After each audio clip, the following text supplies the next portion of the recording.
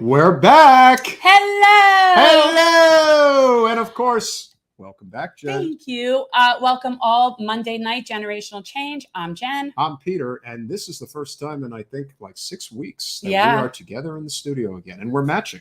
Well, of course, you make it sound like it's so happenstance. No, it wasn't that confusing, but of course, it's not. The stream of political discussion can only, we've got so much to discuss. We do. This has been, we haven't been in the studio for so long. No, we haven't. But of course, who better to kick it off than somebody who has written a wonderful book. Okay, and I have to, wait, I've taken copious notes. Don't look. Okay, you're just trying to impress the professor, Jen. No. In all honesty, the green and yellow is just the only colors that I had. They don't really mean anything, but yeah. Hey, Tony. Okay, so guys, I don't even remember what show I was watching, where I saw an interview with our guest, and the book looked really interesting to me. So I went ahead and I actually did it audio, because I do that. But then I got the book and I was able to actually then go back and take notes. So it was kind of cool. But anyway, this book is really cool to me because it really, summarizes and encapsulates the things that we knew and know are wrong about neoliberal policy, but it really breaks it down in a very good way. I thought neoliberal policy was perfect. Yeah, no. So I thought, and I really liked it a lot. And so I'm looking forward to talking with her. So she's a history professor at Claremont College in Los Angeles, California. And she is the author of this very cool book called Left Behind, The Democrats' Failed Attempt to Solve Inequality. Lily Geismer, welcome to Generational Change. Oh, thank you so much for having me. And it's such an honor to be here and also to see all those Post-it notes. I'm very impressed. You know what? Because I used to, back in law school days, I would always use those. Remember the 4 colored pens that had it, right? So it's like rule of law, facts, like you would break it all down. And I was really hoping I had more colors, but I only had 2. So I wasn't able to be as specific with. Well, it was good. You didn't have red and blue. So they're neutral colors. So there's no partisanship to your Post-it. And I really did appreciate that about this. And I definitely want to get into that. But I actually think that I want to start from in the end, because when you bring up like how COVID really highlighted and really brings home all of these failures. And then, we could break it down. I mean, you specifically talk about, schools, and you talk about like the micro enterprises and all the methods, but just the ultimate failure at how privatization has been for us as a civilization and what that really looks like in real time because of COVID. And I just thought that was really interesting way to sum it up. Oh, well, thank you so much. And one of the things that was really interesting about working on this project is I started it in 2014, and it's been amazing what sort of happened in the last 8 years, really. But one of the things was that what's really occurred in the last, I guess, 2 to 3 years has only sort of proven many of the points that I was making in the book. So the Democratic Party, I think, has changed in many ways, but many of those changes have actually been due to some of these deeper issues. And I definitely think the pandemic has illuminated, and the other crises that actually have emerged from it, including the economic crises, and I guess of the health crises, have really illuminated the sort of lack of viable social safety net. That is one of the things that's the result of decades of Democratic disinvestment. One thing that I noticed repeatedly, and I'm thinking, okay, I'm going to give her the benefit of the doubt. And I think that you're very generous with how you approach the Democrats, as if like there's a few times where it's like there was a genuine belief of the power of the market and private sector. Like you give them the benefit of the doubt that they really believed that this would benefit vulnerable people, that they really believed that. Whereas I am a lot more skeptical. Like I actually don't think they ever really cared one way or the other about that. They just found niches for all their friends to profit in the private sector. I think that's a really common view, and one that in certain places I agree with. But I think that was the sort of the prevailing belief about, especially this sort of brand of Democrats, both by the left and the right. And so one thing I really wanted to show, especially to people on the left, was to sort of understand that this was taken seriously, and it's not the same thing. And I think there's just often this argument that sort of everything that particularly the Clintons did was just a pragmatic effort to win elections. And I wanted to show, I mean, I think that that's true in some ways, but that they did really believe in these ideas, and that it didn't just come from a kind of something of sort of convenience. Or I think that the common way it gets often talked about is this idea of triangulation, which is a belief, which is the strategy that Clinton adopted in the 1986 election. It was formulated by the famed Dick Morris, which is the idea of sort of stealing the ideas of the right. And so you can see that through things like welfare reform and other kinds of policies, and this idea of like sort of taking the right to win, to ideas of the right to win. And what I want to show is actually that that's not the best way to think about this, that they did really believe that a lot of these ideas could do something, and that you could use the private sector and the market to do good. So one of the things that actually, as you brought up, that the book sort of documents the failures in that approach. But I think it's really important to understand the intent behind it and the faith that this actually could work, because that only proves that reinforces like why it's deeply problematic that they were so they did fail in the ways that they did. And there is, even if, let's say, I were to give them the benefit of the doubt and say, sure, you had all the best intentions, the level of like condescension and elitism that I just get in general from the majority of the policies that they were wanting to put in, all of them, that whole, not just personal responsibility mentality, but very much so like the best way to live is home ownership and investments and giving people access to the stock market, and, just very condescending and very, Eurocentric white, but just very, and not realistic in any way in terms of what people really needed.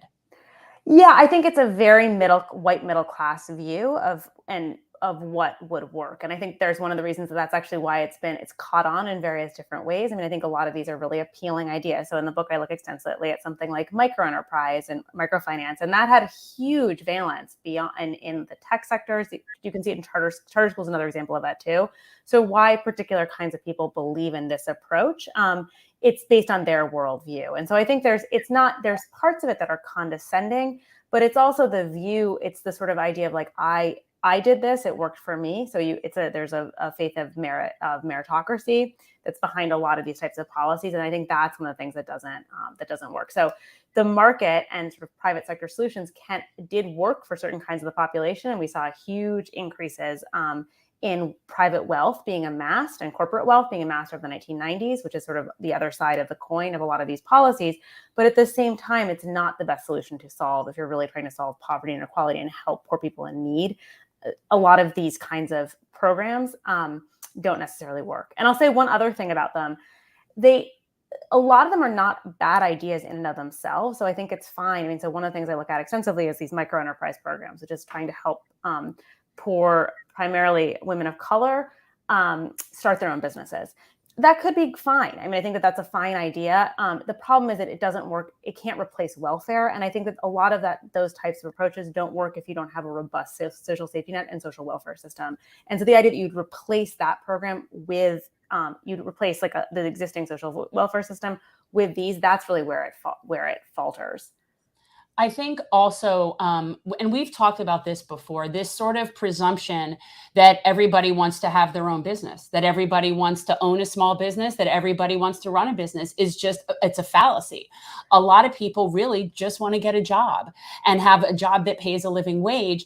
And I think that a lot of these policies, there's an intersection between what they're doing and them also killing labor in the process. Like, it's almost like, okay, if you're only going to be promoting small entrepreneurial business ventures, what about people that just want to get a job?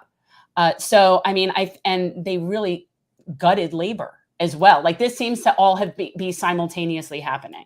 Yeah, absolutely. And I think that's one of the critical components of it. So it's something with the entrepreneurship program or entrepreneurship. And I can give a sort of specific example to think about this. In the 1980s, the Clintons brought to Arkansas Muhammad Yunus, who's the founder of Grameen Bank, which is sort of seen as the person in charge, sort of the inventor of microfinance. And there's questions about how well microfinance works in Bangladesh, but the assumption that sort of, as you said, that everyone in rural Arkansas would want to start their own business in communities that had actually lost most of their manufacturing bases. So they'd had factories there that had moved overseas as part of globalization. What they found actually is that people didn't want to be their own bosses, that they liked working, having a job where they had stability, they had benefits, and all of those types of things were sort of eliminated. And I think that that's the other kind of key piece of this, is that you're seeing one thing that I found is over this focus on especially kind of getting people new economy jobs, so tech, finance, and trade, and sort of jobs that are related to trade. Those are all non-unionized sectors. So there's a way that this also prefigures a shift in the Democratic Party away from those types of sectors, but then those jobs just going away. And so I do think it's a way of sort of profoundly weakening labor. Another place you see that is around the promotion of charter schools, and the ways in which those work to weaken both just the sort of fundamental labor, but also the Democratic Party's connections to the labor movement. And I think the labor movement has been severely decimated, not just as a result of the policies that were enacted initially under Reagan, but I really think a lot of what happened in the Clinton years, particularly with NAFTA and normal trade relations with China, is really what set this thing in motion and really put us behind the eight ball. The question now, because obviously there's been a major, what you would call, I mean, it's obviously in its early stages, but there's been a major labor resurgence in this country on the left. And I trace a lot of that to Bernie Sanders' 2 presidential runs, but we're seeing now the effects of people unionizing at Starbucks, at obviously trying to do some stuff with Amazon, which was obviously huge, what Chris Smalls was able to do in Staten Island. I still think that Walmart is the eye of the hurricane. I think that they are the corporation that needs to be unionized completely. How do you see the labor movement going forward and sort of bringing the Democratic Party back to the roots of FDR, JFK, and LBJ? Well, I think it's really fundamental, and there's a lot of research that's been shown, and history proves that the Democratic Party itself is strongest when it has a strong labor movement behind it. But I think it's also not just about kind of winning elections, and that's kind of critical, but actually getting policies that help working people but help everybody. And so there's often a thing that even if one of the things that happens is even if a small sector unionizes, that can actually affect the entire industry in powerful ways. And I think will force Congress and other places to take action. So I think it's fundamental to have a strong labor movement for going forward, both for the kind of rebuilding of a stable Democratic Party coalition, but also for building up policies that bring sort of fundamental fairness. And one of the things I do think that's happened is there was a period where the Democratic Party, in the first 2 decades of the 2000s, barely even mentioned labor. I noticed this at the 2016 convention. Even Elizabeth Warren and Bernie Sanders did not bring up labor in any kind of convention speech, or it was just not part of the kind of conversation. And I do think the Democrats are starting to pay more lip service to the labor movement. Biden has brought it up routinely. I don't know if we'll see if policies actually go to kind of strengthening labor. And there's a lot of ways, if you look through the platform, it's talked about, but I do think that's sort of fundamental to helping the Democratic Party going forward. So I'm a strong advocate of that approach. We're speaking with Lily Geismer, author of Left Behind, The Democrats' Failed Attempt to Solve Inequality. To me, as we often say on our podcast, the great equalizer is corporate special interest money. When the Democratic Party decided that they were, from my perspective, I know I was young at the time, but I really feel that it wasn't this whole, wow, Reagan is so successful, we have to move to the right. It's, wow, Reagan has gotten so much money and the Republicans are doing so well. We want that cash. And so they basically abandoned unions and embraced Wall Street banks. And I feel that that's more or less where we are today. And that's why we don't have the policies in place, whether it is a living wage, universal health care. We need a robust, climate infrastructure type of initiative right now that would obviously change the economy drastically in a very good way. But to me, I think it really just comes down to corporate special interests completely engulfing the Democratic Party as it has the Republican Party. I think it's a little bit more complicated if you go to kind of if you actually think about what the Clintons were advocating for. So there might be results that's sort of what happened. But I think if you look back, and you can look at it through their the what's called financial modernization by financial deregulation, the kind of processes that we shorthand with Glass-Steagall.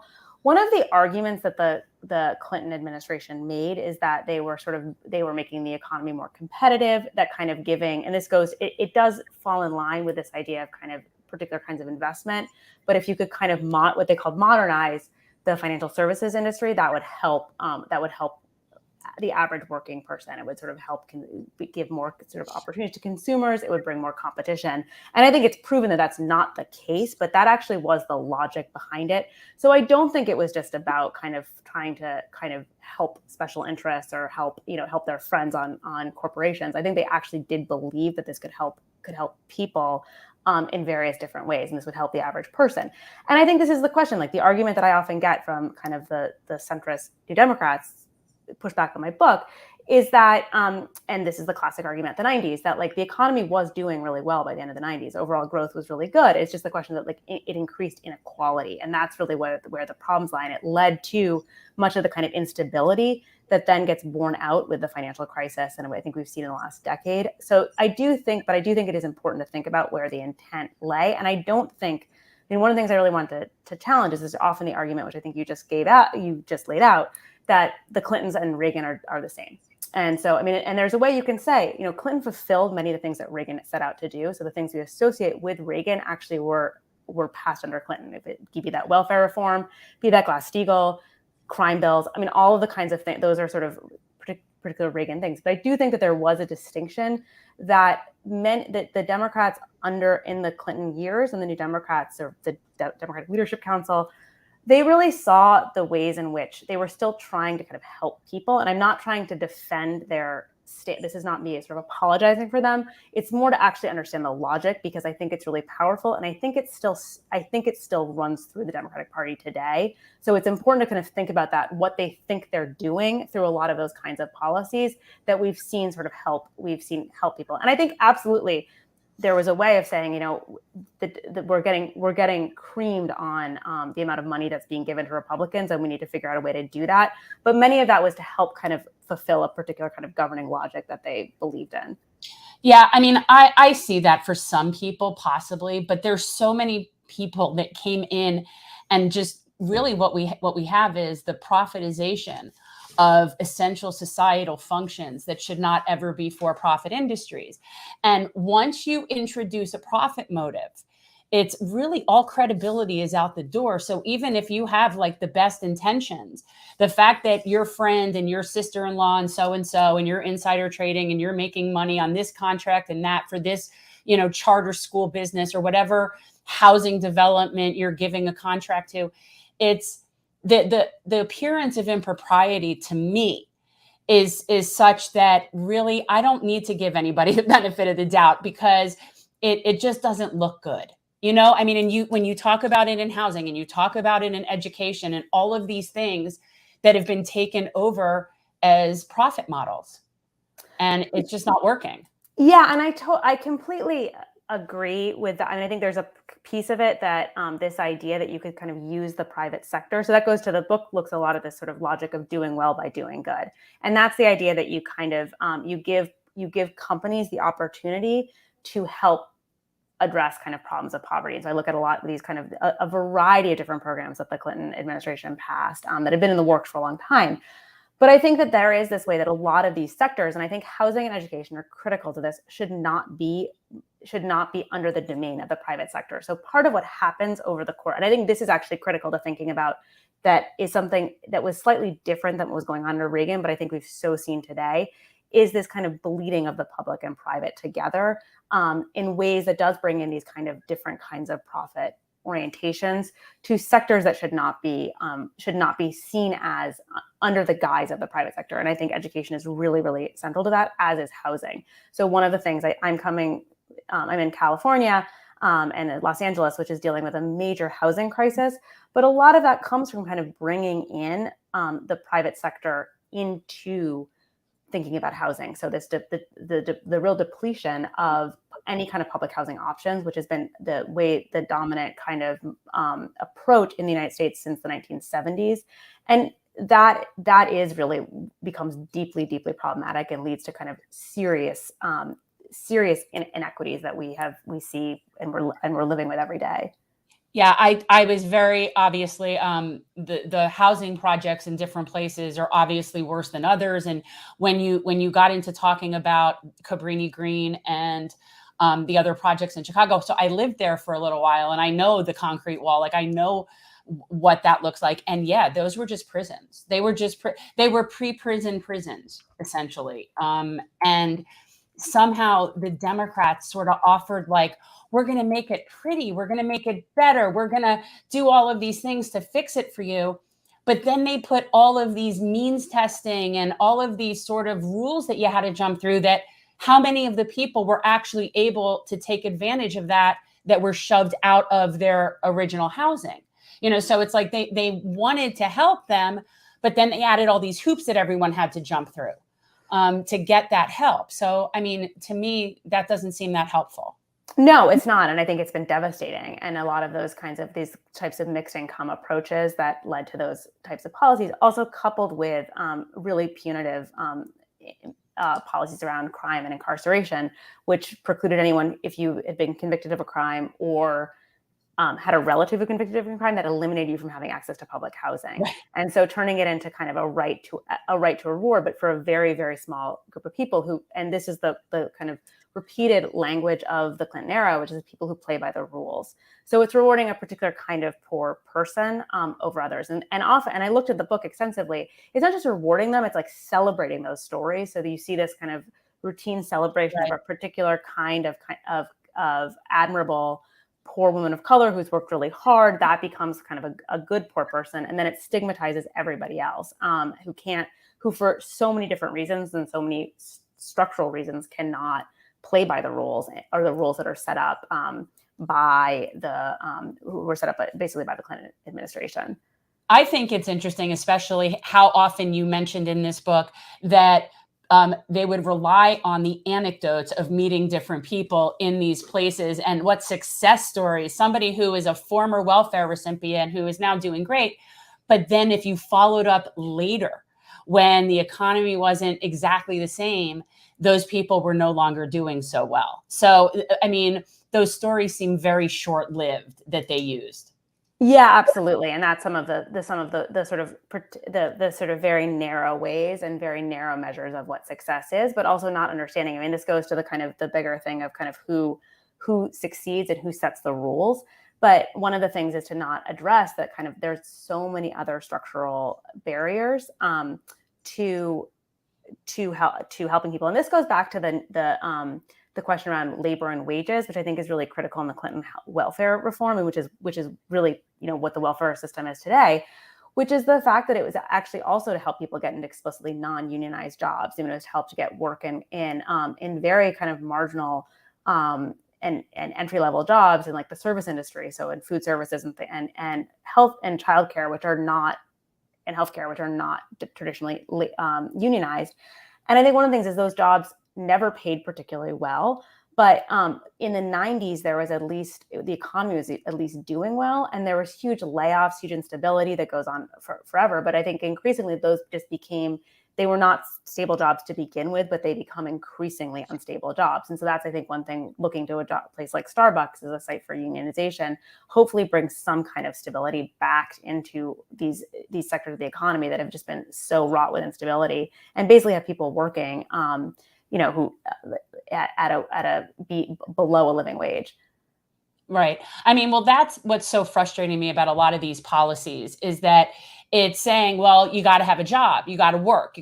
And I think, okay, even let's say that that's reasonable, but then you need to have a jobs guarantee.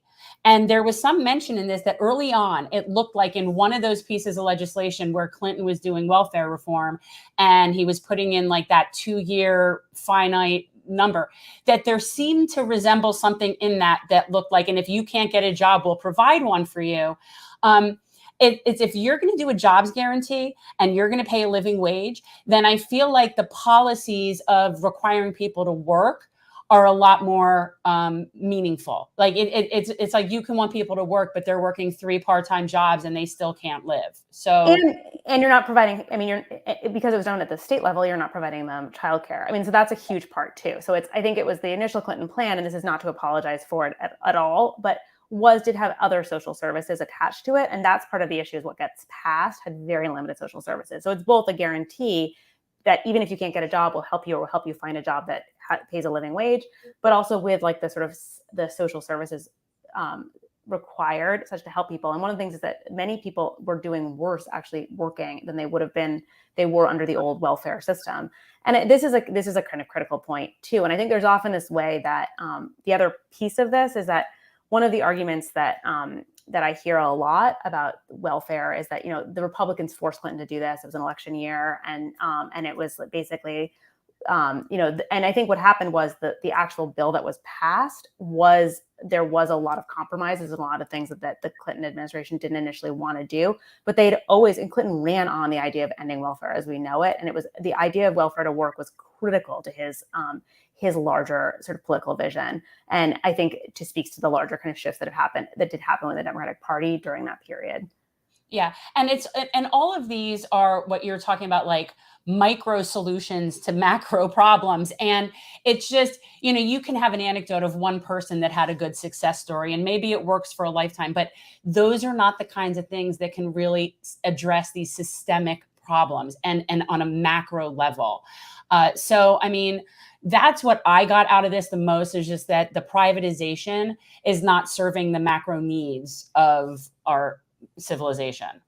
Well, it's wonderful to hear you got that. And that is the kind of critical message that I want people to understand is you can't, and I think this goes a lot of what gets promoted are very micro solutions. And what we're dealing with and what we've been dealing with really for the last 50 years, which is about a kind of restructuring of the American economy, are macro problems. And so if you're trying to address issues of structural inequality, you cannot deal with them by bringing in these kind of targeted micro ways. I mean, even like small tax credits cannot solve the macro problems that many people it's not even many people, it's the vast majority of Americans are experiencing. So that is the kind of what I want to sort of have people think about, and hopefully the book sort of starts that process. No, it does. And it also, it talks about where the slack is supposedly where the neoliberal concept of where it should be being picked up is by corporations, self-regulating corporate for philanthropy, foundation philanthropy. And like, to me, I look at people like Bill Gates as extremely nefarious. And now we're in a situation where a lot of those people that are our corporate oligarchs are overseeing basically what should be public services because of their involvement with all of these privatized things that shouldn't be private. So, I mean, it's kind of scary to me a little bit. Well, and especially I think with this idea of kind of shrinking government, that so many government practices have been sort of turned to the private sector, and that's part of what happened. But what I argue in the book and other people have looked at too is one of the things it really does is takes away any kind of democratic accountability, because at least with our politicians, we elect them. I mean, and that's an idea that the people have a say, but like no one's elected Bill Gates. So the idea that the Gates Foundation has a role in kind of setting policy, to me is really, really troubling, and should be something that there's much more kind of outrage and attention to. But instead, I mean, has had a huge say, not just in education. And one thing I don't look at is healthcare and global health. And those are places where there should be more accountability by the American public, or the chance to have that kind of accountability. Definitely agree. We're speaking with Lily Geismer, author of Left Behind, The Democrats' Failed Attempt to Solve Inequality. One of I think maybe the most important closing topic, and we look at, kind of how we are where we are today. I think a lot of that has to do with education. You're a professor at one of the most expensive colleges in the country. Granted, it is private, but we're obviously big advocates for tuition-free public college, the elimination of student debt. If there was tuition-free public college, for example, at UCLA, it would be a lot harder to justify $60,000 a year for a private liberal arts college, and they would have to compete.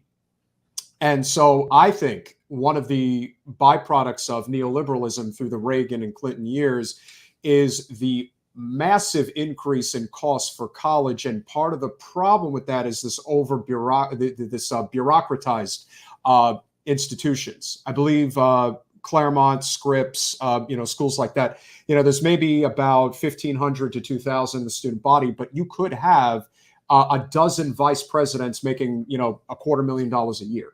And so when people are wondering why does it cost so much to send our kids to these schools, and the teachers are not being paid well there, ladies and gentlemen. Don't think that they're making these crazy salaries. That ain't happening. Do you see that as being sort of a flashpoint in many ways in terms of where we need to go in the future to solve a lot of these problems, especially economically? Oh, I think hugely. And I think the other piece that's sort of there too, that links back to the book and the Democratic Party, has been this promotion of education as the solution to all problems. So this pushing of, one of the things I think that, since the 70s, the mainstream Democrats have pushed the idea of kind of worker retraining. So the idea of it's okay that your job is being sent out. You can just go become a tech worker. And so I think of it with the coal miners to coders, like that. But there's so many variations of that has been pushed. And but the other side of that is that it's critical to everyone to get a college education. And that has then pushed colleges to be able to sort of sell that in various different ways. And I think there's many benefits to a college education, but I do think that the ways in which it has created just profound debt in mass parts of the population. And I do think one of the key things to deal with inequality in the United States is just to cancel the student debt, and that's something that can be done without Congress. That is an executive action. So that's one piece of it. But I do think there's going to be, there's a reckoning that's happening with college. The other piece of it to talk about, I'm fortunate to be a tenured professor, but I am a dying breed. So many the places that when we think about contingent work, a huge component of that is within academia, where many people are working, getting paid about $3,000 a course to teach 5 courses at several different institutions, and that's happening at the public and private level. So I think that's a huge question about the sort of reckoning that's happened within colleges. But at the same time, what is being paid for now, but I thought about this a lot because of the sort of promotion of entrepreneurship, which is a part of the being your own boss, which is that's going to sort of save the new economy, and it can work with low-income workers. That's actually where a lot of money is going, is these centers for entrepreneurship. And so there's paying of administrators to do that kind of work. And I think there's a whole that there's just a huge way that is sort of a bloat on both our education system and our economy. Yeah, one of the things that I thought was interesting, and I'd never thought of it this way when you were talking about sort of back on the education issue. So at the same time when the Republicans were pushing vouchers, is when the Democrats were pushing charters. And it seemed like at the time, it seemed so obvious that charters was a better idea than vouchers. It was so obvious to me. And now they're both sort of branches of the same problem. They're both doing the same thing essentially, which is siphoning money from the public schools, just in different ways. And yet the Democrats were able to sell this as if it was some sort of, good liberal education policy. Yeah, well, the idea is it was bringing in more efficiency and making things more competitive and sort of more accountable. And I think, it's not one of the things that, initially the idea for charter schools actually came from Albert Shanker, was the head of the American Federation for Teachers. So I think there's the way that it came from actually many teachers being like, this will give us a chance to kind of experiment. So there's not there that at its kernel, there's, at the beginning of its sort of origins are some of those ideas, but they have been used in various different ways. And now you have large school systems, this is LA as a classic example, where there's with a high number of charters that actually don't have the same kind of accountability that the typical public school does, and often are being run by these private entities. Yeah, for profit. And one of the things that's interesting here in Florida is that we actually have a charter school in Broward County that's called Pembroke Pines Charter, and it's run by the municipality, and it isn't as a profit. And the result is it's an amazingly good charter school. It actually is a really good charter. And in fact, it's really one of the only ones that I know of that is a really good school. And I think that really speaks volumes, that it's the one that isn't from a for-profit corporation. Gee, I wonder why. And I think that if you were to look at it from the perspective of, and everyone is like, well, if only our states were more blue and this would solve the problem, you're in the bluest one of them all. And it looks like there is a really high cost of living in California that's making it near impossible for anyone to survive. And of course, in Los Angeles or San Francisco, it goes without saying, it really is impossible to survive on a middle-class income. Oh, absolutely. And I think that's another, I mean, that is something that actually, I wrote another book about suburban liberals in Massachusetts. And so the ways in which the kind of bluest states often have the highest amounts of inequality and racial segregation too is something I think that is really important to think through as well. And that we can see that writ large, actually, in large questions about kind of Democratic Party, both strategy and policy. So I do think that one of the things with California is like the ways in which kind of its blueness has obscured some of these just sort of persistent problems of inequity are something that I see playing out every day.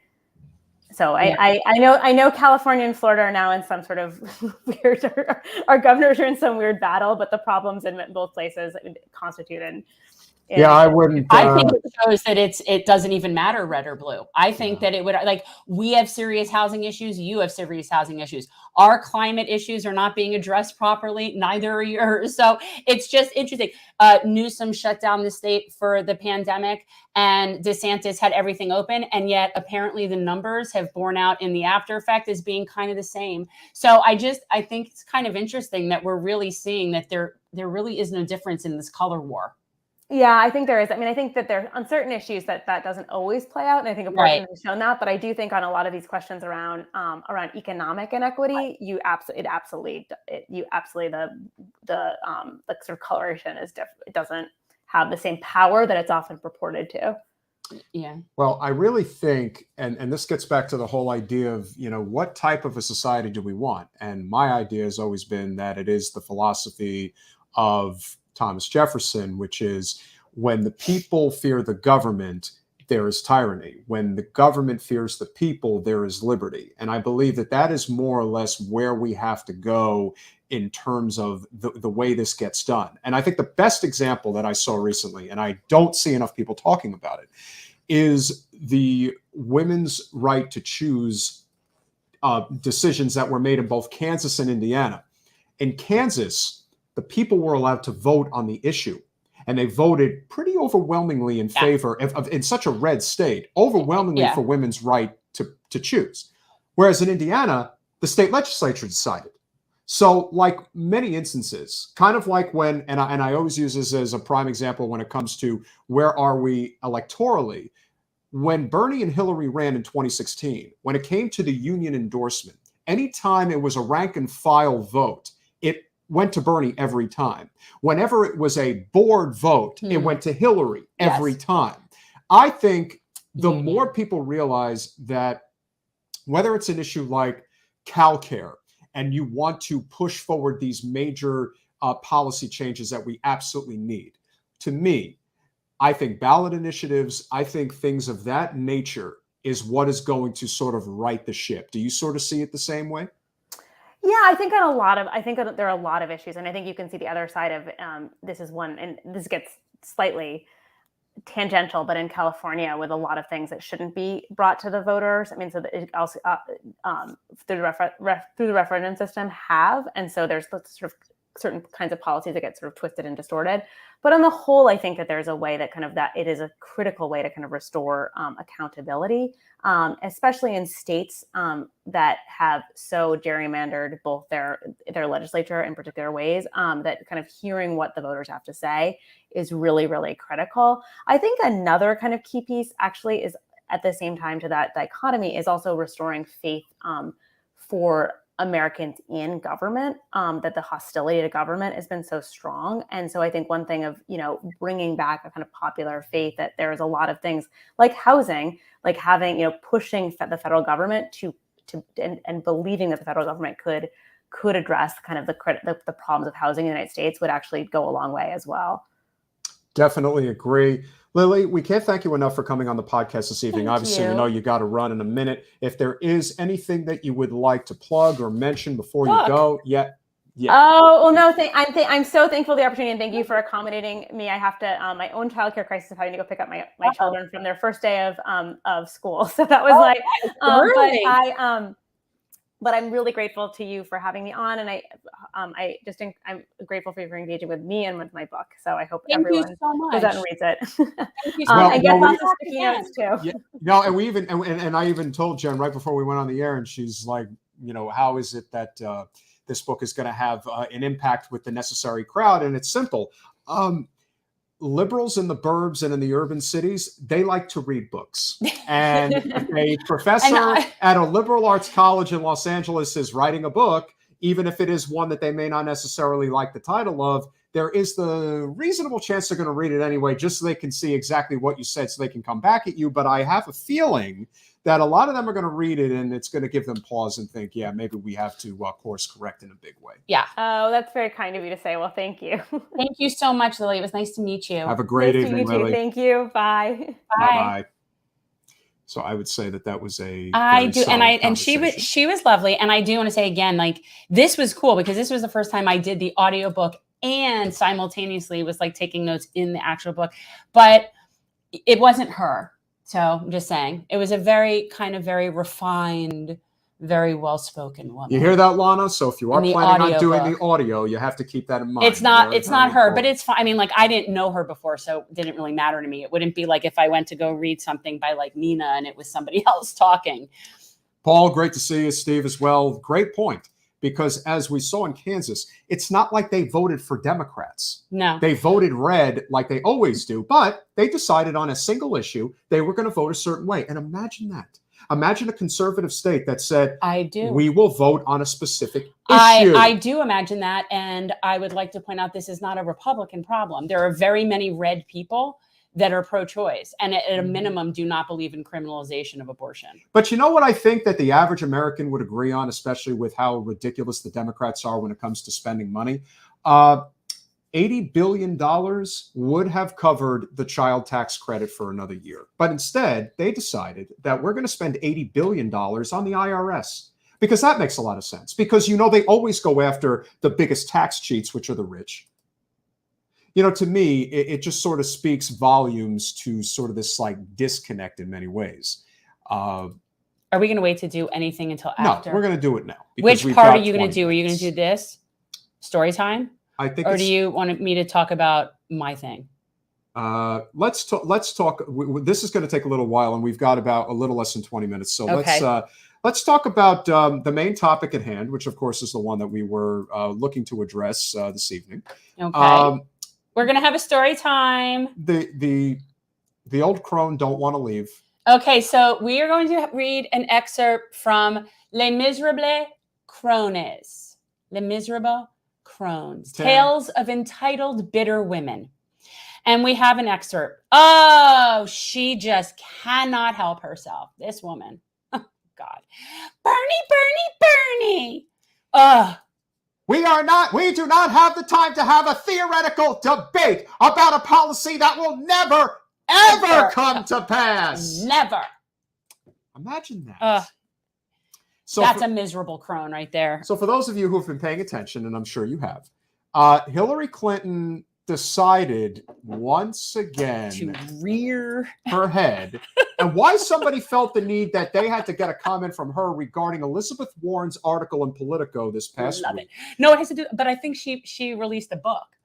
She released a book. Hillary did that talks about something about this. Yes, she released a book. She did, and I didn't even That's that. what I'm saying. Okay. That's why she's possible. rearing her head. She released a book, and in the book, it references this conversation with Elizabeth Warren, wherein Hillary said, yeah, I believe that. I know he says things like that about people, or I know how he talks about women. Like as if that's just a thing Bernie does. Yeah, Bernie's a real misogynist. Well, it all started with Elizabeth Warren saying that, I heard people telling me that if I simply had a penis, they would vote for me. It's like, I'm sorry, but when people... She's a liar. When people come after Warren liar. And everyone's like, oh, why are you picking on Elizabeth Warren? She's a liar. Like, she kind of brings it on herself. She's a liar. Like, why would you even say that? Bernie specifically approached her and wanted her to run. He wanted her to run in 2016. He didn't want to do that. He wanted her to do that. So why would he want somebody to run that he didn't think was capable of doing that? So she's a liar. Great point, Jen. Just wanted to point that out there. Arizona, very red. So, well, it's a purple state. I mean, let's be fair about that. But yeah, you get a ballot initiative, and that makes sense. Because most people in both parties support populist ideas. That's correct. And right now we're just seeing what's happening with a government run by a minority. Which is all the more reason why people want to peg Bernie and Trump supporters as being equals and being vile. And the reality is, and again, we've been to a Trump rally. Are there vile Trump supporters there? Absolutely. Oh, yeah. And they are a very small part of who shows up. Very. So you can assume that everyone's like that. And yet I always found it interesting when the Nazis, if you will, showed up in Orlando and Tampa, and how many of them were actually there? I don't know, 10? Because that makes up, millions and millions of people. But it's so much juicier and it's so much more clickbaity. And so they appreciate that. But they want to believe that if we could just get rid of Trump and the MAGA people and we could just get rid of them, everything will just be fine. Everything will just we can just go back to normal. Everything will be fine. But I don't think they realize that that's a very small percentage of the people. It's a very small group of people. Another reason we wanted to do this story about Hillary has a lot to do with the fact that obviously Trump's Mar-a-Lago got raided, and rightfully so. He clearly was protecting classified information, which is a very big part of the equation for sure.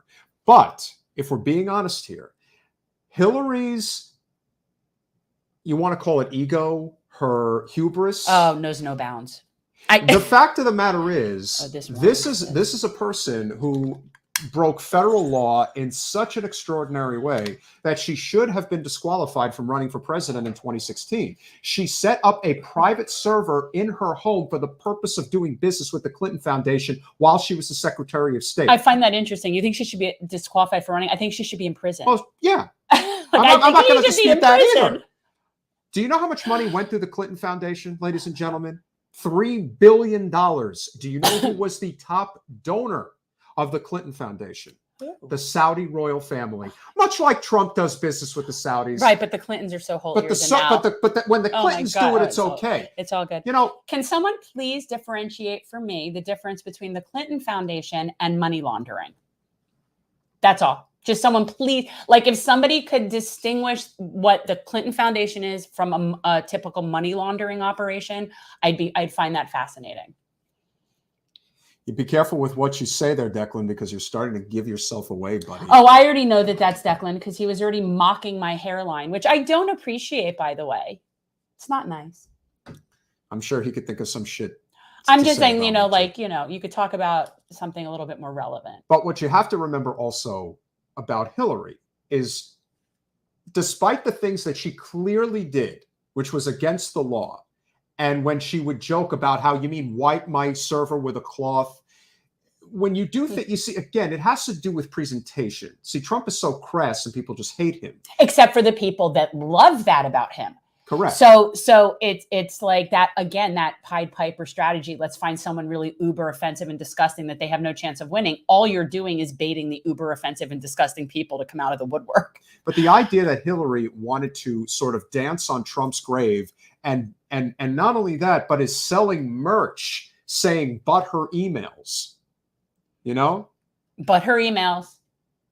You mean the emails that were illegal?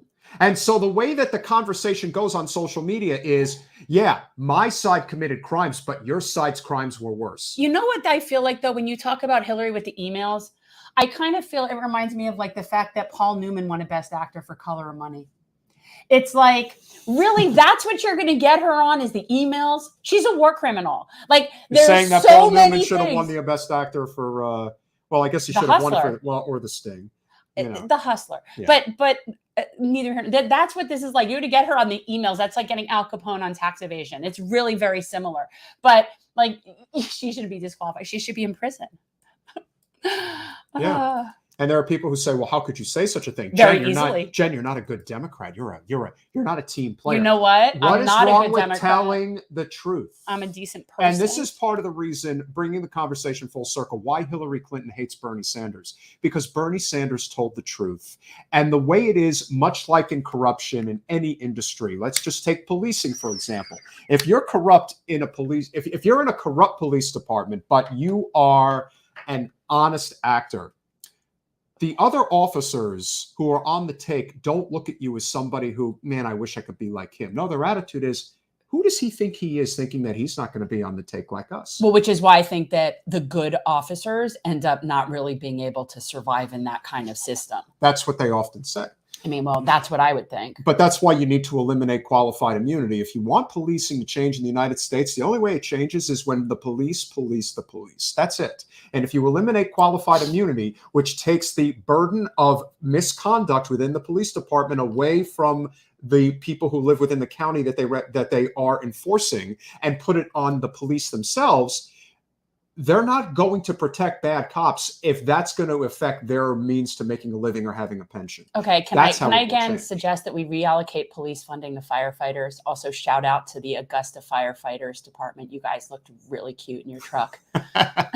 Augusta, Maine. Now, you know what? Considering that considering that the firefighters typically do better in the firefighters versus police softball games. Police wish they were as cool as firefighters. I think there is something to that. I do think there is something to this idea that police and the constant need to be involved in some type of a life or death situation. Whereas firefighters are often involved in life or death situations, and it's not of their choosing. It's because life happens.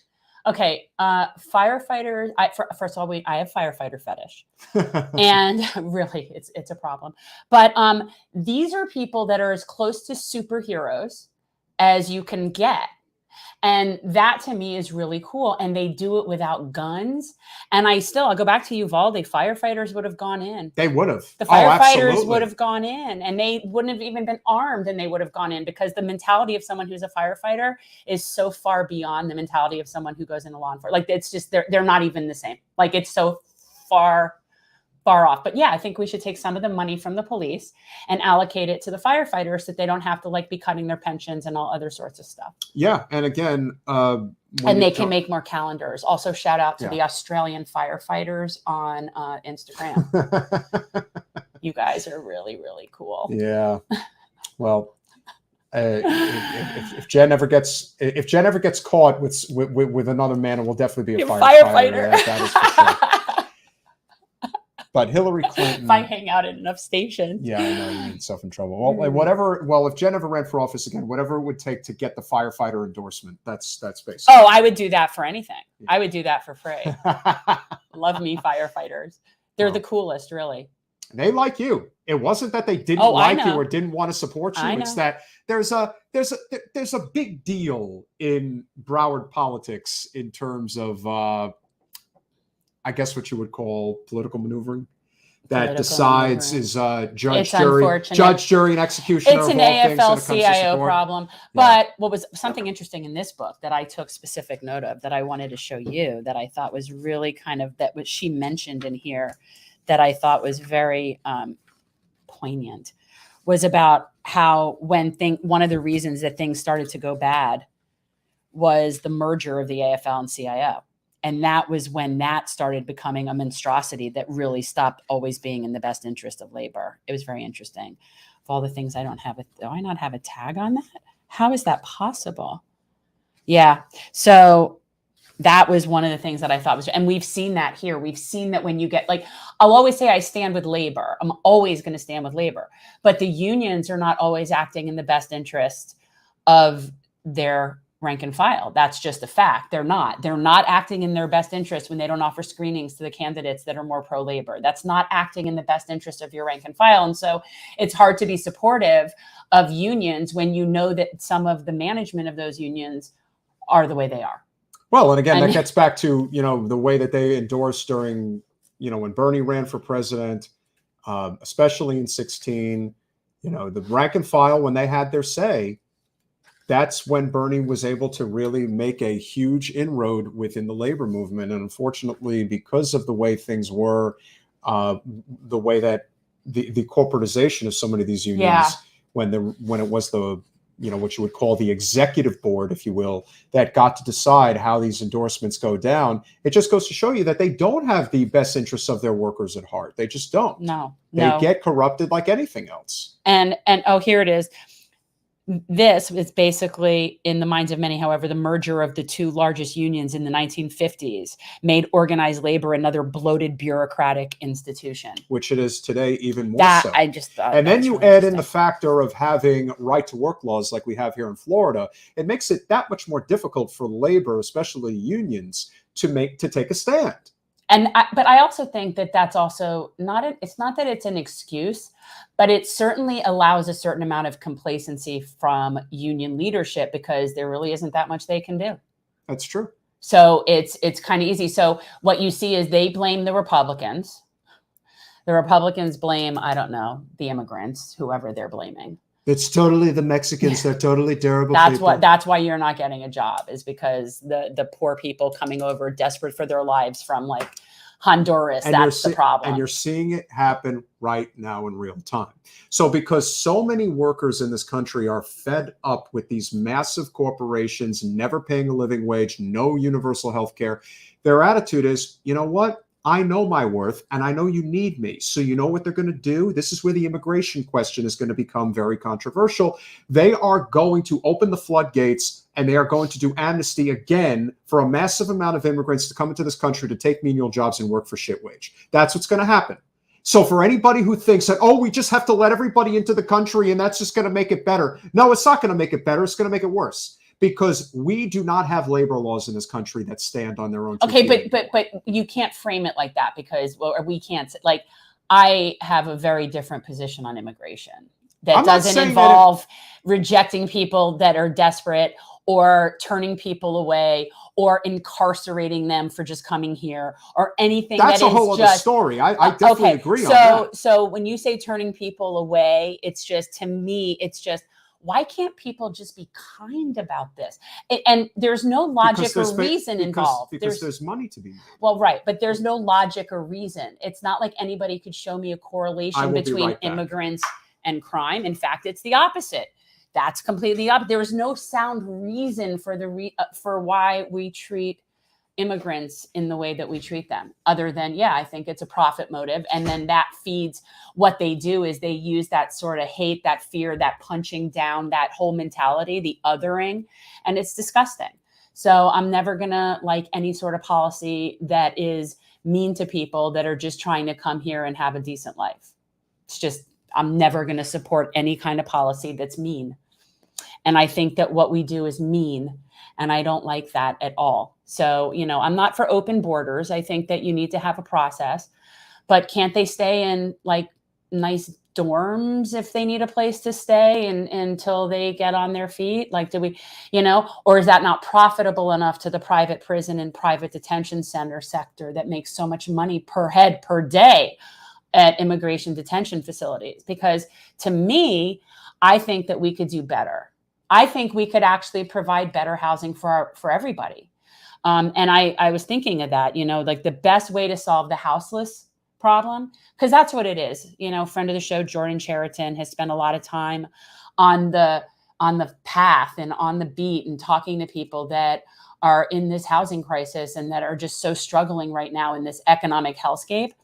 And they're not homeless, because your home is sort of like where your people are, right? I mean, they might be with their people. They're houseless. Literally, they just need a house.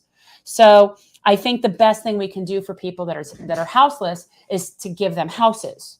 That's my brilliant idea. And if you do that, then we'll reduce houselessness, because we'll give the people houses. I know it's crazy. I know it's just a wacky idea. And I'm not suggesting, I have such issue after this author came out tonight with you. I can't with you. Just be the first to say that I know you've been talking about Hillary this evening. And you. I had to get away for a while. Where'd you go, to Epstein's Island? We're not going to talk about that. That's I did not actually go to that island, so do not blame me for anything that went down over there. I'm still innocent, right? Innocent until proven guilty, and I have never been. And that's convicted. How you all treated Epstein, innocent until proven guilty. Well, he can't be convicted of anything anymore. How you guys treat Julian Assange? Who? Julian Assange. I don't know that name. I've never heard of that guy before. Yeah. But I'm sure he's. Well, your wife wanted to go nuke him. My wife wants to nuke a lot of people, but Hillary, unfortunately, has just been in a really bad mood lately. And when I mentioned that, maybe Bernie doesn't deserve all of the blame. You missed this. No, maybe we should show you this. Oh God, one Hillary's enough. I don't have to look at 5. Look at that, angry and miserable in every color. I made like 5. A rainbow assortment of angry Hillarys. No, that is really, listen. It's very unfortunate. And by the way, I didn't even take the ugly pictures. There are ugly pictures. I just took angry pictures. One Hillary is enough. I don't need 5. Please take that away. I can only take so much. But I just wanted to come on here and say that, for all of you people that support Bernie Sanders, I sympathize. I understand that you really like the guy, but I will tell you that Hillary just, she can't let it go. And when I asked her nicely the other day to just kind of, ease up on the whole Bernie trash, and she beat the hell out of me and started throwing things at me. So I had to leave and come to the studio and say hi to Jen. I've been after Jen for a while, but she just doesn't seem to give into the old slick Willie charm. I'm going to keep trying, though. Maybe one of these days it'll work. But remember, we still run the country and we still run the Democratic Party. It is Clintonism forever. As long as I'm alive. So this is a good opportunity for me to bring out. So I was recently in Salem, Massachusetts, and I bought a couple of hex candles. Isn't that where the vampires are from? No, it's witches. Right. I have 2 specific ones. This one is for protection. This one's protection. You might want to like that now. And this one is for true justice. And I just thought those 2 seem right. And so to me, in the world of true justice, you and your wife would be in prison. So that's sort of what I'm working on here. But protection, but true justice. I'm going to level with you all and tell you why Hillary and I have never gone to prison. This is an exclusive, Jen. This is very special. No, killed all the witnesses? Well, no, that's actually not true. Okay. No, the reason why we never went to prison is quite simple. We passed the 94 crime bill. We made the police so powerful. We made the prison industrial complex so powerful, so rich. You really think they would ever bite the hand that feeds them? No, never. They could never do such a thing. They owe a debt to us that they'll be paying off for the rest of their lives. That's why we were able to run the foundation with no problem. The biggest problem, of course, was Bernie. He started bringing it up, and that just kind of exposed our whole operation. So maybe I should take my words back and remind Hillary that, Bernie is the biggest problem. And if we only just didn't have to deal with him, maybe we would still be sitting high on the hog right now. But with that said, it's great to see you. And like I said, I just needed to get away from Hillary for a little while because she's a little feisty with those hands. Bernie, Bernie, Bernie, she keeps saying, and I keep saying, no, no, no. And she says, yes, yes, yes. But I'm okay. Bye, guys. It's just so gross. It really is creepy when you do it. Like it is. It's creepy. People don't understand like it is. It's weird. Well, I guess I'm good at it, I suppose. You are. It's very method. Well. You're very method. Oh, Declan, you're being particularly mean this evening. What is happening? Are we having a candidate situation this afternoon? Some people accidentally click on the Google link. Yes, they do. But which is why we discussed you shouldn't send them the Google thing. All right, I won't do it anymore. We've had this discussion so many times. Anybody keeping track of how many times we've been having this discussion? Because also there's a generational thing, no pun intended. But like some of the guests who are older maybe don't know that there's a StreamYard and they just click on the Google link. Seriously, I've told you to stop doing that. Stop sending them the calendar invite. Well, I'll try not to make that mistake again. But of course, now I am going to resend as I instructed, as I let Aude know that I was going to send. There it is. Okay. We are having on a local candidate, and you guys know how important we feel local politics are, especially nonpartisan politics. And that's just something where the biggest change and things happen. Unfortunately, Aude is running for county commission, not my seat. So Number probably 8. not your right, but Number I think 8. we're yes, but what you have to remember, we're ladies and 9. gentlemen, I'm in 9 now. Well, but here's the thing about mine's Broward. right here. Here's the thing about Broward County that's very important to note. 9. Even though it is a nonpartisan race, and we emphasize constantly about the importance of nonpartisan races, because so many people, even the experience that I had going to Iowa and New Hampshire and just meeting people out there, even people at high levels are like, I'm done with the Democratic Party. Yeah. So we're going to have to talk about New Hampshire. Yeah. Because I spent time there too. So it really is interesting when you hear this constant, like, I don't want to be involved anymore. Well, the good news is, whether it is city council, county commission, school board, running for mayor, those are all nonpartisan races. Now, unfortunately, in places like Broward County, they're kind of partisan. They become partisan anyway. They are. So you can't really disguise yourself as something other than, well, you may running in a nonpartisan race, but we're going to find out if you're a registered Democrat or not. Yeah. And that, in many ways, will determine whether or not you have a chance to win. That's a big problem. Yeah, but it's technically a nonpartisan race. Mm-hmm. And these are the seats that are really important. I actually think that the county commission is the biggest thing that anybody can really do locally. I do. I think that's where there's so much power. That's where you control things like Port Everglades and the airport. That's where you control so much of the area. Like, yeah, the small municipalities, they have their little fiefdoms, but really Broward County is very powerful and it's very big. And so, the politics of it can get particularly disgusting and filthy. So anybody that you can get in there that isn't disgusting and filthy is a step in the right direction. Yeah, I definitely agree. But the problem, of course, here in Broward, generally speaking, is that we have this problem where people have been on the county commission for decades and decades. And that is another problem with politics. And I do believe, and again, this is why I do, and I believe you believe in term limits.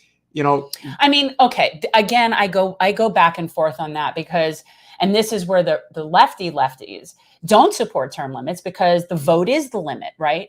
And in theory, I do agree with that, except for that our electoral process is so beyond repair at this point in terms of fair elections. And I mean, I don't trust that. Look, we have a minority making policy for the majority. We have a small minority that has taken over the government that does not represent the majority of people here. That's a broken republic. So why would, I don't trust the voting process. So yes, in the case of where we are now, I do believe we need to have term limits. I do. And it is unfortunate that there might be lifelong civil servants that would be really good in that capacity and would very well represent their communities. And maybe that is unfortunate for some. But the amount right now of filth that has been sitting there for decades and decades, and just we're getting nowhere, but yet they keep convincing people that we should keep voting for them. But yet if you were really to me, if Nancy Pelosi was good at her job, we wouldn't be in the mess that we're in. If you've been in that job as long as she has, and with having majorities, and you can't get anything done to help anybody but yourself and your husband out of his DUI or your insider trading, you're just not doing a good job.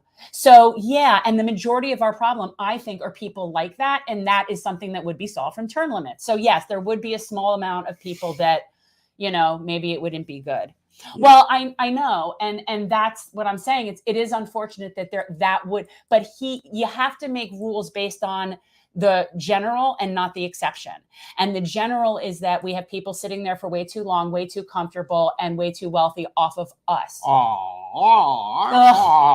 So gross. I need a mask, so I come on here and talk about exactly why I will be in the Senate until I die.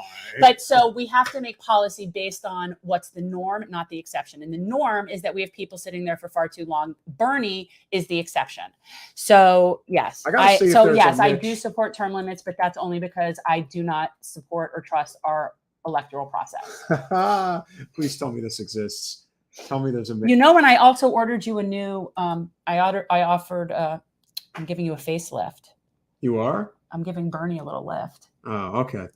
Oh, I thought you're talking about me. No, but I did order one for you. But yeah, no, I can't, because you can't really talk like him. You can only do the crypt keeper sound, and it's not a good thing. he's so gross. If I practice for a while, I actually feel like I think of Death Becomes Her when they were like plastic and they were breaking apart. I feel like if you were to shake hands with him, his hand could come off. I could probably do. He's so good. Don't. No, but it's definitely. I mean, if you can, if you know, some have been asking like, are there other voices that you can do? And I would think that McConnell's definitely. He's just so disgusting to me. I could get that. He's so gross. We're certainly doing a lot of great. Like, why are he and his wife not in prison? I don't know. Yeah, they should. And talk about insider trading and all sorts of stuff between her and him. And oh my God, Robin, you are a doll. We can't thank you enough. That really means a lot. Thank you. Thank you, TM. That's a very sweet compliment. What is our $$ Jen change? Right. What is our Cash App? We have our Cash App, which what happened is I forfeited my Cash App. So now anybody who needs Cash App from me personally has to get it from Jen change. That's it. Yeah. Okay. Has to get it from, but I don't know if the capitals matter or not. I don't know. All right. Well, then I don't know if it does. Well, we'll try capital again. J, capital C. But so, yeah, I forfeited my Cash App for GenCorp. We don't want to take any chances. We all know these things tend to be very case sensitive, so we don't want to leave anything to and chance. we're trying and we're wanting to, have obviously build broader audience. It's very difficult to do that on YouTube, given the time frame we started. Had we started 2 years earlier, it would probably be a whole different animal. All right, so let's see. So is she being able to what? She can't get it? I'm gonna have to I think what I think happens, and I think this happened last time, if I remember correctly. Okay. So what I think happened here is that the live stream link expires after a certain point. No, you could send it from the live stream link right now to her. Here, look. No, I already sent the link. Okay. And she's showing that this isn't working. I'm gonna tell her this is probably a Google thing. Try Google. I don't understand any of that stuff. You're so talking beyond. You're being very mean to me, Declan. I don't know why. Yeah, he's really unless it's By the way, the fact Sarah Bomberger again, and she's pretending, although she wasn't necessarily making fun of my looks. Baba Booey, which of course is from Howard Stern. Gotta be Declan. Listen, if you're going to chip in $5, no matter what the reason is, chip in. Let's see it. Why don't you do a super chat? This is me with very, very minimal makeup. That's the thing. You look fine. Thank you. So please, since Jen really needs help with her looks, please chip in $5. I don't think I look so bad for 51. I don't think so. I look all right. I don't think Bernie is burning out, TM. I think Bernie just doesn't. I think Bernie is Bernie. Yeah. He's always been a reformer, not a revolutionary. Steve, where would we be without you and your wonderful commentary constantly? Thank and you. We are going to make the New York Health Act the first state in the country that's going to get universal health care. I hope so. I think they have the best chance. Speaking of New York, Thursday, I believe, I haven't gotten all the confirmation, I am hosting a phone bank session for Melanie Dorigo Thursday at 6. I do not know any other details or how that works or what it is. I just told them I would do it. 6 p.m.? Yes. Okay. On Thursday. Well, on Thursday, knock on wood, assuming it's still going to go through, we have a very special guest that is coming on the podcast. Happens to be somebody that Jen is very, very. I just think your handle is funny. Google vomit. Yeah. Is that like pig vomit? All right, we're going to talk to Pig Vomit. Pig Vomit. WNBC. WNBC. We're having a special guest on Thursday. Who are we having? We are having Robert John Burke. Oh, that's right. He is a firefighter. Okay. That's really why I got him on the show. Okay. So the thing is also about him. For him, it's almost like a double whammy because not only is he a firefighter, but he is also Tucker from Law & Order. What is going on here? Are we just all of a sudden we're getting money this evening? You're making it rain again on this show. So, guys, is that what it takes to make $50 in 10 minutes? Is that we just for anybody who watches Law & Order SVU, our guest is Tucker. And it's like, that's so cool to me. Like that character was there from the very beginning. And I always loved that character. And he's internal affairs, which nobody really likes internal affairs. And he was always like, but I always liked him. What in the hell he's a is going on? Woo! Chris, You're awesome. Thank you, folks. Telling everybody to smash the like button. That is very important. That's how the channel grows. Jan, what a doll. That really means a lot. We love all of you guys. Yeah. And I really don't need a beauty fund. I don't think I do. Well, since we've just added almost $70 to the account, why don't you tell the wonderful people in the audience how those funds will be allocated, since we do have some important elections coming up. In fact, our primary election day is next Tuesday, and we do have some really solid local candidates that we are lending a hand with right now. Yes. One that we are actually trying to get on the podcast right now. The last donation from GenCorp to a candidate was to Allison Miller, who is running for state attorney in Pasco and Pinellas County. And those are the kind of races, again, nonpartisan race and very important. Well, wait, state attorney. No, it is partisan over there. It's partisan. I think it depends on the county. I could be wrong. No, but state attorney generally is not supposed to. Yeah, but in theory. But anyway, that's the kind of thing. She's a defense attorney, and I like the idea of more defense attorneys as state attorneys. So look at TM. You see, that's why she really seriously, right? Yeah. Oh my God. Get to be thrown up on your shoulder and thrown in the fireman's carry into the bedroom. Oh my God, love the firefighters.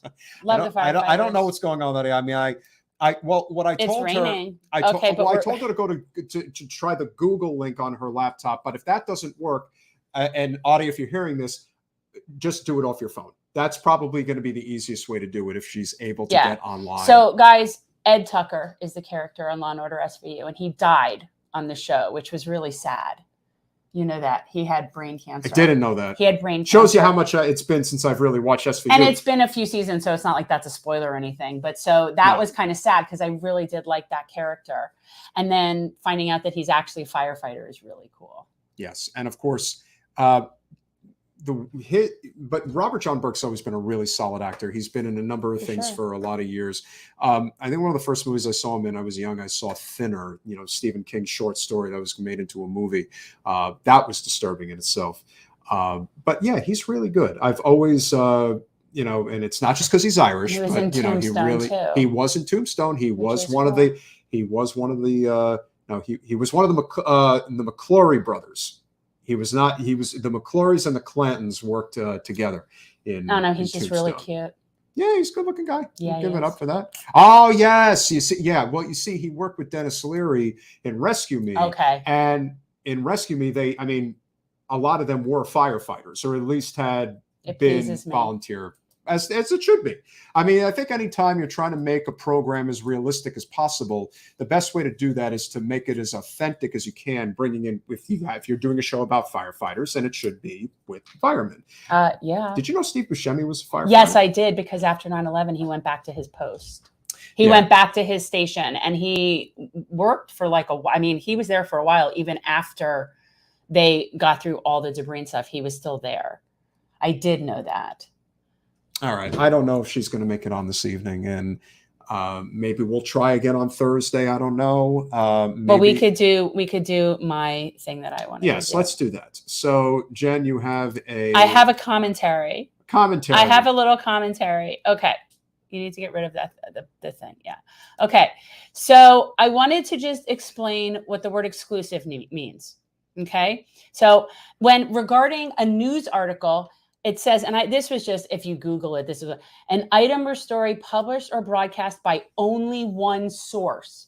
That means that it's something that no one else has covered or spoken about, that you are the only one who gets that scoop, right?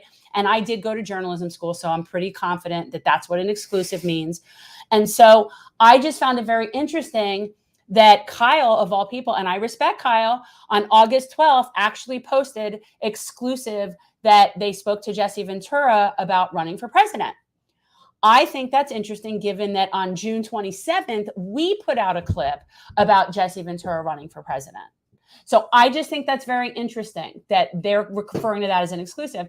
And I would also like to point out that when somebody has a second show, but they keep putting clips from their second show on their primary channel, it does not a turn on for people that like your primary channel.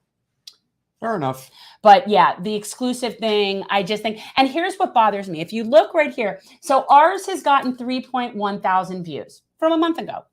Theirs from the other day has 49,000 views. That's a lot of people. So people that are in a very big platform position, instead of building up smaller channels, actually steal their thunder. It's very uncool, as opposed to people like Mike Figueredo at the Humanist Report, who likes to build up and help smaller channels and not just basically do this. Because clearly you can afford to tell people, oh, by the way, so-and-so covered this too. But that would require sharing some, some spotlight, and not everybody likes to do that. So yeah, unfortunately, it's very bothersome. Well, that's to me. why we've often said, and listen, there's a lot of things that Mike Figueredo espouses that I don't share. I think he's definitely further left on social issues than I am, and that's okay. He's a member of the LGBTQ community, and he fights very hard for them, and I totally respect that. And he's from Oregon. This isn't about policy at all. Yeah. This is about helping. But as a human being, other left channels. There really isn't anyone better than Mike. Jordan Chariton does a great job. He comes on our show. He always promotes what we're doing. Stuck in the Middle, Osiris. He's an it's like when you're on our team, in theory, meaning that you believe that, people deserve a certain standard of living and, and a social safety net. And you think that we have an obligation to the least of these, and you're on that team of people, right? And you have a big platform, and you use that platform to basically step on or step down or whatever to other channels instead of help lift them up. That doesn't help. Like, this isn't a pie. If you share, some of what you have and help spread this, it only helps our movement. And I find it very frustrating that we're this little channel, and yet we had Jesse Ventura come on our little channel and say this, and another big channel is claiming some sort of exclusive. And I just find that kind of not cool. Well, it is what it is. And yes. Exactly. Okay. So that's fine. Yeah, Kyle gives it up. I mean, again, helping the little channels is not something that generally is done. And again, the way we do our format, and one of the reasons why, look, are we suppressed? I have no doubt that we are. But the reason why our show doesn't grow leaps and bounds is because we don't do what most of the other shows do in order to grow their show, which is constant commentary on other shows and always talking about controversial topics as a means for getting clicks. That is not what we do. Will we get some good clicks because we talked about Hillary and Bernie? I'm sure we will. Well, and that's but that's fair. Okay? Because it's relevant to the situation as to what's going on. That, and again, when I started this podcast, it was meant to be long form interviews with experts and authors and people to really educate people about issues and policy and how that affects real people. So we provide good interviews with good sources as the bulk of our show. So I don't really care that, there's some nonsense too about politics. And it does help get clicks, but that's not the focus of what we're offering. Substance. That's what I tend to believe. That's my thoughts. I definitely agree. Appreciate you, Mr. I don't say appreciate you, dirtbag, but yes, that is his name, dirtbag leftist, and really appreciate that. Oh, I don't think it's a scoop by any means. I don't think it's my scoop. I'm just saying that if you're going to claim something as an exclusive, then it should be an exclusive. I could show you examples of other people that have talked about it as well. So it's not just us. I'm just saying it's an opportunity for a small channel to get something. And that was it. Oh, what I want to say about New Hampshire. So I just came back from a family trip, and I got to go to Maine and New Hampshire for the first time. And it's just so beautiful there. And I have to say, if I were going to have to live, let's say I was forced to live in the Boston area, which, by the way, I would rather not. First of all, it's excruciating hot there, just like it is here. The roads and the drivers are, don't get me started on that. What do you mean, the mass holes? You don't like them? No. And then, of course, I'm walking around with my son wearing a Yankees hat. So, was he catching? Oh, sure. The cab driver from Southie wasn't too pleased. Then you had the waitress, and it didn't go over well. Okay. What are you doing wearing that hat around here? He got that. But then I got to tell you, if I had to live in that area, I would absolutely live in New Hampshire. Yeah. I would live in New Hampshire without a doubt. Great state. It is. And ironically, they don't have legalized cannabis. But the thing I like about New Hampshire, it is a very live and let live place. It is so deep. Like, they are so libertarian there, like just in general, just very live and let live. So even though it's not legal, nobody's coming after you for that there. They don't care. That's why it's called the live free or die states. That's what it is. And I really, and it's beautiful there. It's so beautiful there. I really like it. It's like it's as scenic as Massachusetts without the pretentiousness. Yes. That's what it is. Yeah, I get it totally. Mm-hmm. And I think, and the White Mountains were really pretty. I haven't really been in the Green Mountains in Vermont. I'm going to have to get on that. But the White Mountains were beautiful. And if anybody ever has an opportunity to go to the Flume Gorge at Franconia Notch State Park, it's one of the coolest things ever. TM, it's great that you watched the movie again. Remember, I ain't got time to bleed. Tell everybody about Maine. Oh, I loved Maine. Okay, there was a lot of lobster. I'm going to say. I don't know why you didn't bring me back a lobster roll, did you? I didn't. How am I going to bring you food? I can't believe you even brought me this. And I'm not traveling with food, bringing you food back. But a lobster roll from there would have been really nice. There was a lot of donuts. There were a lot of donuts. Starting in Boston, there was a lot of donuts and a lot of lobster rolls. So I will attest to like what I think is the best donut in Portland, Maine. We tried 2 different ones. We tried Hi-Fi and the Holy Donut. And I will attest that the Holy Donut, hands down, the Holy Donut in Portland, Maine. And I would also say that I could live in Portland, Maine. I could live there. It was very seemingly underpopulated. I mean, granted, in this time of year, it's full of tourists, but like you get a vibe of that you don't normally have to wait for everything and parking isn't a problem and you can just live without everything being a congested traffic nightmare. So I liked it. And it was, had a nice little art hippie kind of vibe going on there. The thing that I really like about New England in particular is their appreciation for history. Oh, yeah. The one thing that Massachusetts has an amazing historical preservation society. And I believe there are 100 historic sites in the state of Massachusetts that is part of the Restoration Society. I believe New Hampshire has this as well. There's a bunch in Maine too. So many great places to visit. I will say that I will not again, or it's highly unlikely that I will ever do a national park in the summertime again. I'm just saying, like, it's highly unlikely. And that's why everybody wants to be there in the fall. And yeah, but unfortunately, people with kids, that my kids overlap. But the other thing is I failed to see moose. There was not a moose sighting. And my whole goal basically for years has been to see a moose. Like, I want to see moose. Like, this isn't even like a small thing. And years ago, I looked up, where's the closest place for me to go to see moose? And Maine was the closest place from here to see the moose. And I failed to have a moose sighting. And I am not going to be deterred. And so I will be having to go to Denali next time and go to Alaska because I will see moose. And it's not going to be Colorado moose. I don't want to hear about the moose in Colorado. My husband came home, he saw moose in Colorado. Yeah, they introduced them there. That's nice. That's cool. I'm happy for the species. That's really cool. It seems a little bit unauthentic. It's sort of like going to the gem mine when they give you the pre-planned bucket that has the gems in it. So no, I need to see wild moose in their indigenous place. And so now I'm just going to have to go further. I'm going to have to go to Alaska now. Very interesting, Steve. Yeah, maybe that is sort of this karmic, Oh, Franconia is just, it's so beautiful there. I love it. And I drove on, okay, and here's the name of the road. It's the Kankamagus or Kankamagus. Kancamagus. Kankamagus is the name of this highway.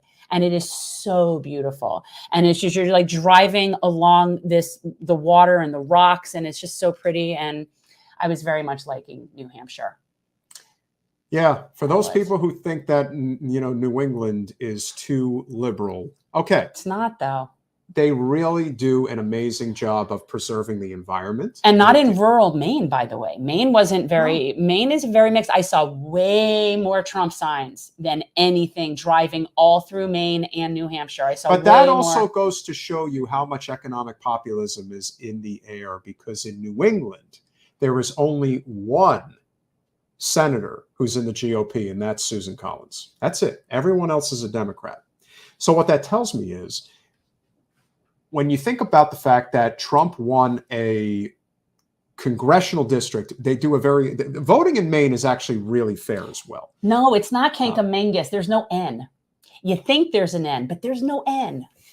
I thought it was the Kankamagus, but it isn't. So anyway, you had Trump win a congressional seat in Maine, and he almost won New Hampshire both times. So even though these states are all blue up there, economic populism, even if it's in the Republican Party, is going to resonate with the majority of voters. Maybe not enough to necessarily to get them to vote red, but the fact that that impact was so great in Maine and New Hampshire should really tell you something.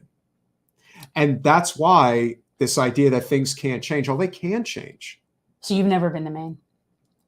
I don't think I have. Okay, so Portland's adorable, but then you drive up from there to where Acadia is, and you drive through all these little like islands, these little New England islands off. It's beyond beautiful. I saw a seal, which was just cool. I'm the only one who saw it. My people do believe me because there are seals there, but and it was just amazing. It's like the prettiest place. It could be the prettiest place I've been, and I've been to a lot of really pretty. I mean, like it reminded me of when I was in Switzerland. Yeah, pretty.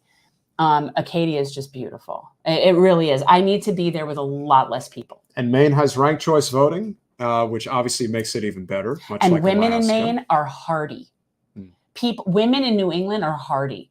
Like these are the kinds of women that, like, if they lose power, they know how to get shit done. These are the kind of women that know how to deal with stuff. Yeah. I can't explain it. Like people that deal with like inclement weather, and these are women that know how to put like chains on their own tires, kind of women. Very interesting. Yeah. Well, and I say this with like complete respect and all. And then I think about like the couple of women that I met from Maine that were running, and hardy. If you are so inclined, go to patreon.com/generational change. If you would like to become a consistent contributor to our cause, because again, the cause is transforming politics into service, very important. And so for as little as $5 a month, you could become a member. That obviously means that you would be contributing, how much would that be? $60 a year. It's $5 a month. Yeah, it's nothing. It's nothing. It's nothing. It's nothing. I think as Jordan Chariton, friend of the show, likes to say, it's about a quarter a day. So you can afford a quarter a day. And I could go a really long way. Yeah, and it's helpful. We're trying to just get word out there. Actually, no, it's less than that. It's about 15 cents a day. Yeah. We're just trying to get the word out there. And all of our money goes to support non-corporate candidates and local causes, and it would also go towards ballot initiatives and stuff like that too. I think everybody was feeling really giving this evening, since this is your first time back in the studio. Oh, that's so nice. We need to get the backlighting. I think there's a guy who does a lot of work around our house, and he's extremely crafty, and he's the one who actually put this together. So he's a handyman, but he's very crafty, and he wants to backlight it for me. I think it would look cool. We have had a change on the team. We'll let everybody know. Our friend Alex has moved on. Our friend Ben, who cannot say good enough things about, who created our intro video that you guys see for our video clips. The Reason, Passion, Justice video. That is who is now assisting in. Thank you for that, by the way. Providing clips for Instagram. I haven't been meaning to ignore you since you walked in. Well, we're recording. I know, trying to be but that's okay. We are professional. But we appreciate all of your support. You guys have been wonderful this evening. This has definitely been the best evening we've had in terms of super chat contributions since we did the festival. Oh, God. And let me tell you the amount of homeless hygiene packs that I gave out, and I wish I had brought even more to North Carolina. But those are the kinds of things that I get. I get like different things to hand out.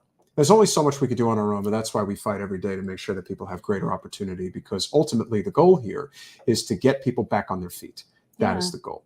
So we know we can't do it for everybody, but we are going to damn well try to do it our best. So with that said, it will not be Wednesday, guys. It will be Thursday. That is when we will be going live with Robert John Burke. And that's at what time? 8 o'clock. Okay, we can't go earlier because I got to do that phone Correct. bank. No, it will be 8 o'clock. Okay. So yeah, lots to do this week. We appreciate your wonderful support. Thank you so much. Remember to hit that like button. Now that's Declan. Yes, that is Declan. Hit the like. So then the other person wasn't Declan. Not necessarily. Could have signed off for one account and hit another account. I just don't think you would be surprised how many people create multiple accounts. No. Ben, I'm not back me up on this. How many people create multiple accounts on social media? I know people create multiple accounts, but it was just different persona. No chance. It's the same dude. You think? 100%. Why does he have to be mean about my looks? Because he's a troll. And we've but got to have at least one troll. But you know what? It's like he's a pretty good troll because he gives us a lot of. You think the trolls are bad here? Go take a look at Tim Pool's show. Talk about making fun of him. Oh, well, I got called Karen like 1,000 times on that show. So, hey, look, when you've got when you have that many people watching, you can't necessarily wonder how many trolls are out there, because it's part of the game. It's just okay. And then something that I am working on that we're going to talk about is I have been increasingly frustrated with groups like AIPAC and the Democratic Majority for Israel. And I'm reaching a point where I'm done worrying about being on the defensive about how I feel, because I feel like I am somebody that is in the morally right position, and I'm very comfortable with that. And so it's ridiculous that I'd have to be playing defense. And we know that if we ever were to pursue anything in the future, that this is definitely going to be they're going to come after me. Exactly. That's true. He does look like Al Gore. So I am actually in the process of putting together some sort of panel or program that is going to be Jews against AIPAC. And I really want to talk about distinguishing Judaism from Zionism. I want to clearly delineate who they are and what they do. And the people who support AIPAC have really tried to blur that line, kind of like corporate Democrats blurring the line on what a progressive is. And I am not going to sit around and wait. When they say that all Judaism is Zionism, it's like, no, it's not. No, it isn't. And you know what? I am not going to sit around and wait for them to come after me with their money in a couple of years. I'm just not. So I'm just done. So I am going to just continue to be in what I believe the morally correct position and espouse morally correct things, and they can continue doing what they're doing, but I am not hiding from them, and I am not afraid of them. And that's my plan. And I do think addressing it now rather than later is going to allow you an opportunity to get out ahead of the tactics they'll try, because it's much easier to put your foot down and make your position known that you do not tolerate this, rather than them just flooding money into Wasserman Schultz's coffers. They're going to do it. If you run against her, people need to know that this is why they're doing it. Yeah. And you know what, really for me, it was how they treated Andy Levin. Yeah. And the fact that if they're willing to go after a rabbi, then they're going to definitely come after me. And I know that. So I'm not going to sit around and wait for that to happen. I am going to this is something we're going to discuss routinely. We are going to delineate between Judaism and Zionism. I am no longer tolerating being on the defensive position on this. So it's just ridiculous. Yeah. So that's where I am. And so I'm putting together a program. You'll see it soon. Katie Halper might be helping me out, and we'll see what comes. We'll see you Thursday.